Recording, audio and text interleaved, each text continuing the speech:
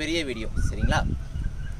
முக்கியமான ஒரு விஷயம் வந்து நம்ம வந்து சொல்லணும். அது என்ன விஷயம் அப்படின்னா, இன்றைய காலகட்டத்தில் வந்து மாணவர்கள், நான் நிறைய ஸ்கூலில் நான் போய் வேலை பார்க்குறேன் சரிங்களா. நிறைய மாணவர்களோட நான் பழகுறேன். இப்போ ஸ்போர்ட்ஸ் இல்லை ஏதோ ஒரு உடற்பயிற்சி இல்லை ஏதோ ஒரு மார்ஷல் ஆர்ட்ஸில் இருக்காங்க, ஒரு தற்காப்பு கலை பயிற்சி பண்ணக்கூடிய மாணவர்களுக்கும் சும்மா ஊரை சுற்றிட்டு இருக்க மாணவர்களுக்கும் நிறைய வித்தியாசம் சரிங்களா.